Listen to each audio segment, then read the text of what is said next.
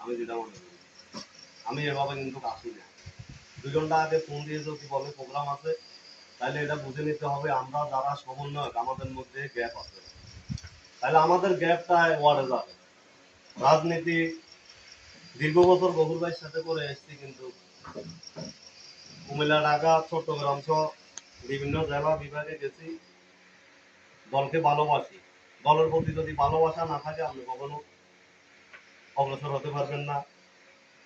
এই দল করতে গিয়ে মামলা মোকদ্দমা অনেক খেয়েছি, এগুলো এখন আর বলবো না। গতবার জেলে গিয়েছি, এটি নাঙ্গলকোট উপজেলা জানে। কত আসলে বলতে গেলে আমাদেরকে এমপি সাহেব একটা দায়িত্ব দিয়েছিল, আমাদের 7 জনের একটা যুব দলের একটা টিম গঠন করে দিয়েছিল। ওখানে সালাম আহমদ, নাসির ভাই, আলউদ্দিন ভাই, এরপরে বক্সবন্ধু তারেক আছে, বাগিনা শহীদ আছে, আমরা মোট 7 জন। এমপি সাহেব বলছে যে পুরো উপজেলা তোমরা যুব দলটা নিয়ে একটু কাজ করো, তোমরা 7 জনের মাধ্যমে এটা গোছাই কাজ করো। তার মধ্যে তো গত 5ই আগস্ট হাসিনার পতনের মাধ্যমে আসলে বাংলাদেশের মানচিত্র অনেক উল্টাপাল্টা হয়ে গেছে, আপনারা জানেন। 5 তারিখের পর থেকে যারা বিভিন্ন হামলা মামলা আন্দোলন সংগ্রাম করতে গিয়ে জেল জুলুম কেটেছে সারা বাংলাদেশের, আমি মনে করি শুধু নাঙ্গলকোট না, তার মধ্যে আপনারাও আছেন, আপনারা বাদ নাই, সবার একই চিত্র। এদেরকে এখন কেউ আর মূল্যায়ন করতেছে না। এবং এখানে অনেকের সাথে আমার ফেসবুকে অ্যাড আছে, আমি কি লেখা লিখতেছি গত 5 তারিখের পর থেকে আপনারা জানেন। আমি নিজেও মেনে নিতে পারতেছি না কি হচ্ছে। এতে করে অতিরিক্ত যারা তেলাতে পারবেন নেতারে সাটুকারিতা করতে পারবেন, তার ত্যাগও লাগবে না, টাকাও লাগবে না, ওই কর্মী ওই নেতার কাছে প্রিয় হতে গিয়ে আমরা যারা ত্যাগীরা তারা নেতাদের থেকে অনেক দূরে। এটা হলো বাস্তব চিত্র। তো আমি আশা করি, আমি যেহেতু শহীদ জিয়া রহমান, তারেক রহমান, বেগম জিয়ার নীতি আদর্শকে বুকে লালন করে রাজনীতি করতে আছি বিএনপি, আমার শুধু এখন মাথায় একটা, তারেক রহমানের কি নির্দেশনাগুলো দিচ্ছে আমি এগুলো ফলো করছি। আমি এর বাইরে আর কোনো কথা বলবো না। তারেক রহমানে আপনারা জানেন 31 দফা নিয়ে কাজ করতে আছে সারা বাংলাদেশে। তার মধ্যে এখানে অনেক কথা চলে আসছে, চাঁদাবাজি টেন্ডারবাজি, এগুলো কিন্তু ওখানে নাই। কিন্তু অনেকে চাঁদাবাজি টেন্ডারবাজির সাথেও জড়িত হয়েছেন। আর আরেকটা কথা হলো, আপনারা জানেন নাঙ্গলকোটে গ্রুপিং যেভাবে হোক সবাই সাথে সবাই মিট হয়েছে। নাঙ্গলকোট বিএনপি কমিটি হয়েছে, ইউনিয়ন কমিটি হয়েছে, পৌরসভা কমিটি হয়েছে। আমরা এখন যারা এখানে আছি আমরা আমরা বলতে হবে নাঙ্গলকোট কোনো গ্রুপ নাই, নাঙ্গলকোট গ্রুপ হবে শুধু একটাই, আলহাজ আব্দুল গফুর ভাইয়া গ্রুপ। নাঙ্গলকোট আর কোনো গ্রুপ হবে না। আরো বলতে চাই, এটা যদি আপনারা মাথা নিয়ে কাজ করেন, আমাদের চিন্তাধারা শুধু একটাই থাকবে, আমরা আলহাজ আব্দুল গফুর ভূঁইয়াকে এমপি কিভাবে বানাবো আমাদের মাথায় রাখতে হবে। এটা আমাদের এখন চাঁদাবাজি টেন্ডারবাজি করার সময় না। যারা এগুলা করতে আছে আপনারা অনেকে জানেন না, আমি গতকালকের একটা মেসেজ দিই, 1036 জনের একটা লিস্টি হয়েছে, তার মধ্যে নাঙ্গলকোটরে আছে 1036 জন। তার মধ্যে নাঙ্গলকোটের লোকও আছে কারা চাঁদাবাজি টেন্ডারবাজির সাথে জড়িত। আমার কাছে অনেকগুলা ভিডিও ফুটেজ পর্যন্ত আছে আমার কাছে, আমি সময় হলে এগুলা নেতার কাছে দিব, এখন দিব না। আমি উচিত কথা বলি সামনাসামনি কথা বলি, আমি আমার ইউনিয়ন আমার ঠিক আছে, কিন্তু পৌরসভা আমাকে সহ্য করতে পারতেছে না, আমি সবাই শত্রু।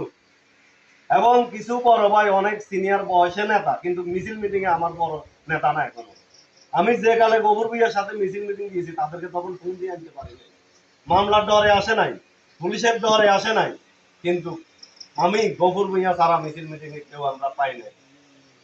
তো এগুলো সময় হলে আপনারা দেখবেন আমাদের চিন্তাধারা এখন একটা, প্রিয় নেতাকে এমপি কিভাবে বানাবো।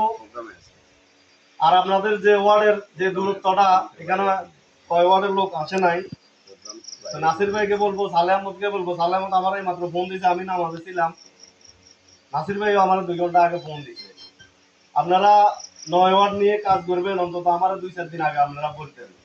আমি 9 ওয়ার্ডে আমি কাজ দিতাম, প্রত্যেক ওয়ার্ড থেকে আমি 10-15 জন করে বার করতাম। এভাবে হুট করে ফোন করে দিলে অনেকের মনে কষ্ট হয়, যেমন আমার মনে কষ্ট। কিন্তু আপনাদের ভালোবাসার টানে দলকে ভালোবাসি, গফুর মিয়াকে ভালোবাসি, এ কারণে আমি এখানে আসছি। এটা হলো আমার প্রথম কথা। তো আপনাদের যে যে ওয়ার্ডে, আমি বলি নাসির ভাই, যেহেতু আপনাদের এখানে আপনাদের কোন ওয়ার্ডে কি সমস্যা, আপনারা এগুলা নাসির ভাইয়ের সাথে বসি আপনাদের ওয়ার্ডে এখানে যারা আছে, এই যে আলমগীর ভাই জাকির সহ, এই যে কামরুজ্জামান ভাইয়া, এই যে সাদাত আছে, সিনিয়র নেতৃবৃন্দ যারা আছে, রাগারাগি অভিমান এগুলা বাদ দিয়ে আমাদের মাথায় শুধু একটা প্রিয় নেতা আলহাজ আব্দুল গফুর ভূঁইয়াকে আমরা কিভাবে এমপি বানাবো, এমপি বানান পর্যন্ত আমরা এখন কিছু জিনিস আমরা এখন মাটি চাপা দিতে হবে। আমি মনে করি আপনি দলের আমাদের যে অবস্থা আপনারা জানেন, জামাত ইসলাম আমাদের পিছনে কিভাবে লেগেছে, কিন্তু আজকে যখন ডক্টর ইউনূস সাহেবের সাথে তারেক রহমানের ছবিটা দেখছে, তাদের আজকে রাতে কিন্তু ধরেন ঘুম হারাম। আর এনসিপি ধরেন আরো 20 বছরও কোনো কিছু করতে পারবে না। এখন আমার কথা হলো, আওয়ামী লীগ গত 17 বছরে যেগুলা করে গেছে, সেই যদি আমরা এগুলো করতে যাই, তাহলে আমিও তো এলাকা থেকে পালাতে হবে। তাহলে সবকিছু মাথায় রেখে চাঁদাবাজি টেন্ডারবাজি কে করতে আছে ওগুলো লিস্ট গুলা করে রাখেন, কেউ দরকার নাই, শুধু আমারে দিবেন, কেউ দরকার নেই, আমারে দিবেন। ভাগ বাকি যা করার এগুলো নেতৃবৃন্দরা সিদ্ধান্ত নেবে, তারা করবে। আর আমাদের প্রিয় নেতা গত সপ্তাহে এসেছে, উনিও কিছু কথাবার্তা বলেছে। থানায় দালালি চলে, নাঙ্গলকোট থানাতে কিছু লোক সকালে যা রাতের 12টা পর্যন্ত থানা বন্ধ পর্যন্ত থাকে। আমি নাম বলবো না, তাহলে আমাদের দলের লোকে যায় ওই লোকের কাছে, আবার আমার কাছেও আসেন, ঠিক আছে, কিন্তু তাই বলে এভাবে না। থানাতে আমিও আপনাদের কাজকর্ম আমি করি, কিন্তু এভাবে না। এখানে আমাদের গফুর মিয়ার বদনাম হবে এবং হচ্ছে, এই ধরনের কোনো কাজের সাথে আপনারা জড়িত হবেন না। আমার অনুরোধ, প্রিয় নেতাকে এমপি বানানোর জন্য অনেক কিছু আপনাদেরকে এখন মাইনে নিতে হবে। আমার শুধু এখন একটাই কাজ, আমাদের সকলের প্রিয় নেতাকে আমরা এমপি বানান পর্যন্ত আমরা অনেক কিছু ধৈর্য করে যাব। কে কি করতে আছে এগুলো আপনারা নোট করেন। আর দলকে সুসংগঠিত করার জন্য কোন ওয়ার্ডে আপনাদের কি সমস্যা, ওগুলো যেহেতু কন্ড নিয়ে নাসির ভাই এখানে থাকে, নাসির ভাইয়ের কাছে বলেন, নাহলে আমার নাম্বার সবার কাছে আছে, আপনারা আমাকে জানান। আর আমি বিশেষ কিছু বলবো না। আপনারা নেক্সট টাইম আরেকটা প্রোগ্রাম নাসির ভাই সিদ্ধান্ত নিয়ে, আমি নাসির ভাইয়ের উপরে কথাটা আমি রেখে যাব। নেক্সট টাইম আবার আপনারা একটা প্রোগ্রাম দেন, প্রত্যেক ওয়ার্ড থেকে মিনিমাম 15 থেকে 20 জন আপনারা বাইর করবেন। এখানে কোন কোন ওয়ার্ডের লোক কম এসেছে, কেন এসেছে, কি কারণে এসেছে, এটা নাসির ভাই একটু ব্যাখ্যা দিবেন। আমি ওদিকে যেতে চাই না। তো সবাই সুস্বাস্থ্য কামনা, দীর্ঘ হায়াত কামনা করে আমি আমার সংক্ষিপ্ত আলোচনা এখানে শেষ করছি। আল্লাহ হাফেজ। বাংলাদেশ জিন্দাবাদ। শহীদ অমর হক, আবাসের নেত্রী বেগম খালেদা জিয়া জিন্দাবাদ। আগামীর রাষ্ট্রনায়ক তারেক রহমান জিন্দাবাদ। আমার নেতা আলহাজ আব্দুল গফুর মিয়া জিন্দাবাদ। নাঙ্গলকোট উপজেলা যুবদল জিন্দাবাদ।